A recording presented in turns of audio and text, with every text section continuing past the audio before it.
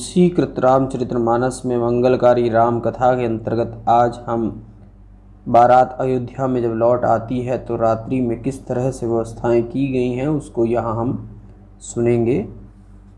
स्वागत हुआ है बारात का, उसके बाद जब प्रथम रात्रि आई है तो किस तरह से व्यवस्थाएं की गई हैं वो यहाँ सुनेंगे। मंगल गाने करहि वर भामिनी, भई सुख मूल मनोहर यामिनी। अचई पान सब काहुन पाए, सृग सुगंध भूषित छवि छाए। सुंदर स्त्रियां मंगल गान करती थी और वह रात मन को हरने वाली और गुणों की मूल हुई। आचमन कर सबने पान खाया और शरीर में सुगंधित द्रव लगा सजकर शोभा से छा गए। राम ही देखी रजा यशु पाई, निज निज भवन चले सिर नाई। प्रेम प्रमोद विनोद बढ़ाई, समय समाज मनोहरताई। तब श्री रामचंद्र जी का दर्शन कर आज्ञा ले सिर नवा कर लोग अपने अपने घर गए। उस समय के प्रेम आनंद उत्सव बढ़ाई और समाज की मनोहरता को कहीं न सकहीं श्रुति शारद शेषु, वेद विरंच महेश गणेशु। सो मैं कहो कवन विधि वाराणी, भूमि नाग सिर धरई की धरणी। वेद सरस्वती शेष जी ब्रह्मा शिव और गणेश जी भी नहीं कह सकते, तब भला उसे मैं कैसे कह सकता हूँ। कहीं पृथ्वी के छोटे सर्प भी पृथ्वी को अपने सिर पर धारण कर सकते हैं। नप सब भांति सब ही सन्मानी, कही मृदु वचन बुलाई रानी।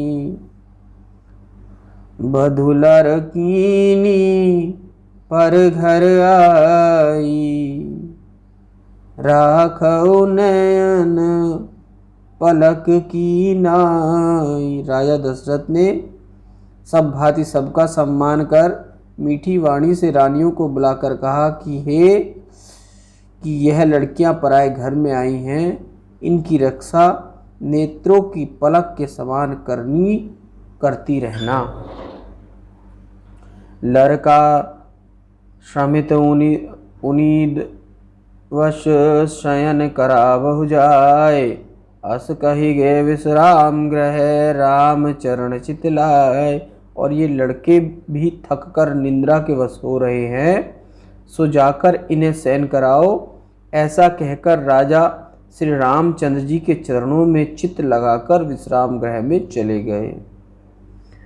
भूप वचन सुनी सहज सुहाए, जटिल कनक मणि पलंग डसाए। सुभग सुरभि पे फीन समाना, कोमल कलित सुपेति नाना। तब महाराज के वचन सुनकर मणिजड़ित कंचन के पलंग बिछाए गए, जिन पर गौ के दुग्ध के सुहावने फेन के समान कोमल और चमकीले तोष के बिछी थी।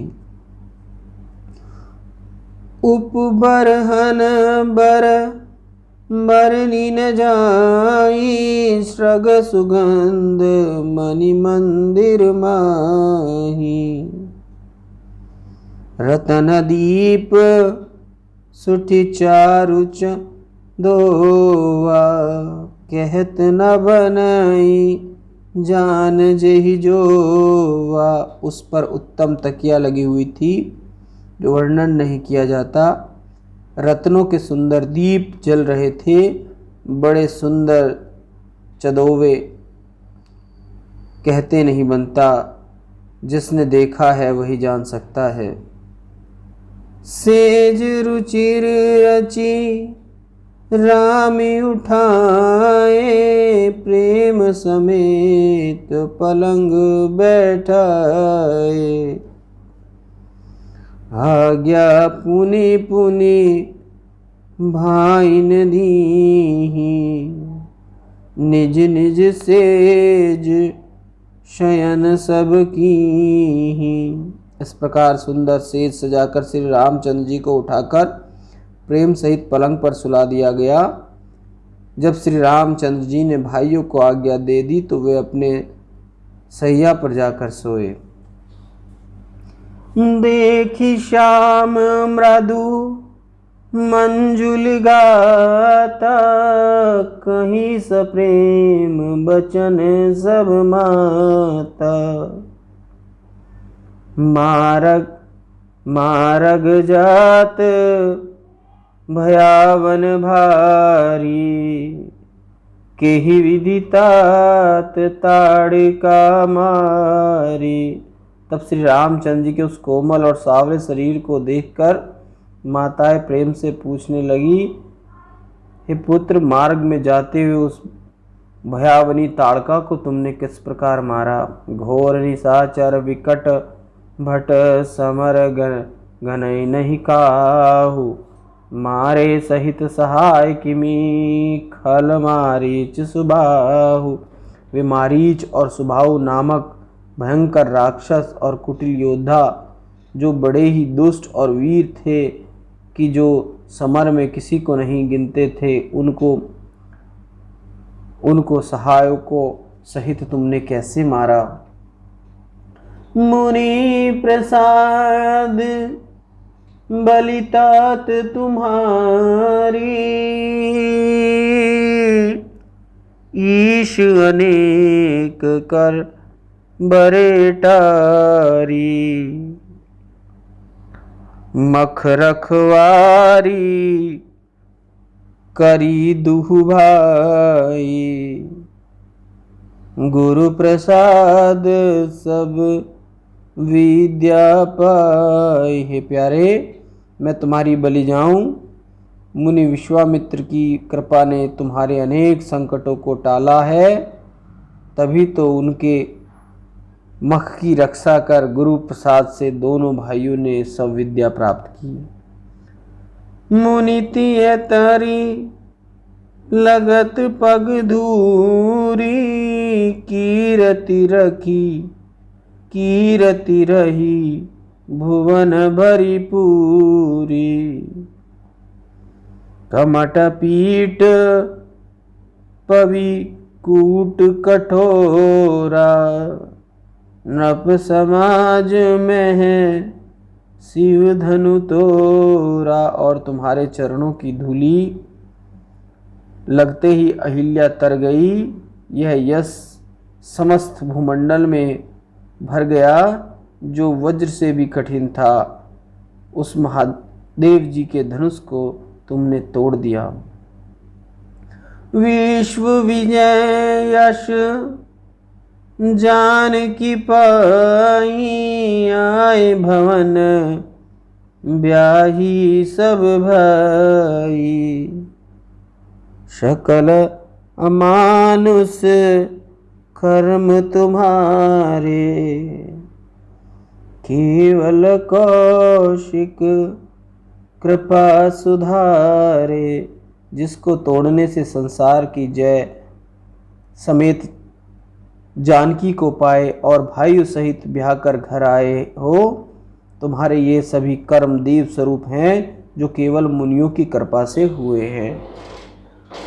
आज सुफल जग जन्म हमारे, देखितात विदुवदन तुम्हारे। जे दिन गए तुम्ही बिनु देखे। सो विरंच जनी पारही लेखे। हे प्यारे, आज तुम्हारे चंद्रवत मुख को देखकर हमें संसार में जन्म लेने का फल मिला, परंतु जितने दिन तक तुम्हें नहीं देखा उतने दिन ब्रह्मा जी अपनी गिनती में न करें। राम प्रतोष मातु सब कहीं विनीत वर बयन। सुमरि शंभु गुरु विप्र पद किए नींद वश नैन। तब श्री रामचंद्र जी ने सब माताओं को नम्र वाणी में सुंदर वचन कहकर संतुष्ट किया। फिर श्री महादेव जी और गुरु ब्राह्मणों के चरणों का स्मरण कर नींद के वश हो गए। नींदउ बदन सोह सुठिलो ना। मनहु सांझ सरसी रूह सोना। घर घर करही जागरण नारी। देहि परस पर मंगल गारी। उस नींद से भी मुख ऐसा शोभायमान लग रहा था जैसे संध्या समय लाल कमल शोभायमान होता है। घर घर स्त्रियां जागरण कर आपस में आनंद की गाली देती थी।